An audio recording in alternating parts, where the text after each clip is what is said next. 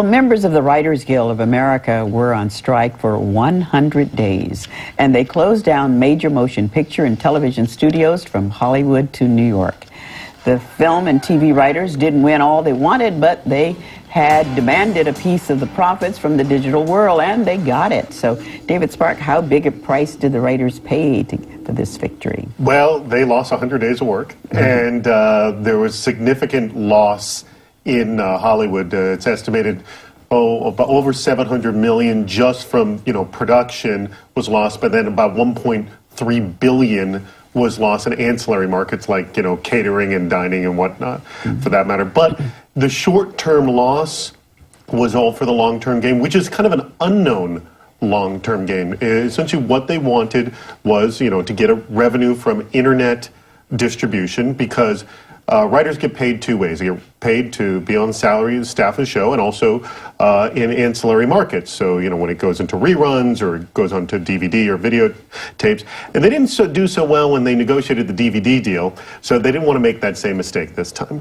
So when they went into the online market, and this also includes anything that's digital, so it could be like iPods or mobile phones or whatnot, they didn't want to lose out, because all the production companies, the TV and the film production companies, are all spending a lot of money setting up portals and distributing their stuff online. And the writers were seeing this, and the production companies were not cutting them in at all. So, is there any understanding as to why Governor Schwarzenegger didn't weigh in and try to solve this strike ahead? I mean, it went on so long. Why did it go on so long, first of all? And I'm wondering, here's the governor of the state where this whole industry is based. He's an actor. Why didn't he get this thing together? Honestly, I think it's such low priority for him, as Josh was just saying. He had some major budget cuts to deal with. You mentioned it cost a lot of money. Yeah, it cost $2 billion. But I think this was a situation he had to keep himself out of. I mean, it didn't get to a truly critical point. I mean, there were some significant losses. As long as we have the Oscars. Yeah, that was one of the things that pushed it. The fact that the actors were going to strike the Oscars, and this was kind of pushed it at this time. But there was about 10 to 20% loss in audience on the major networks. Actually, Fox was the one network that actually did well with American Idol and the Super Bowl. They actually went through fine. But there's been a major amount of erosion. There's things that are out of Schwarzenegger's power that is just happening in the market in general. More reality television. Since 2003, there's been 20% less scripted programming. Just in the month from November to December, so the strike started in the beginning of November. There was a 7% increase in online video viewing. Now, is that a testament to people like turning off the television?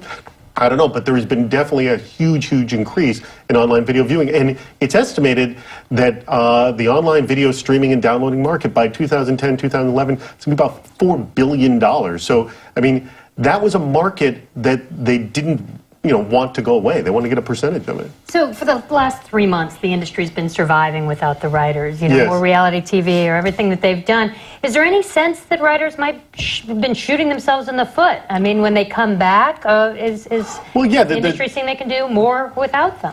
Well, the fear is, one of the things they actually fought for was reality television and animation is not under the Writers Guild, and there are actually writers for reality programming. A lot of people may come as a surprise to them.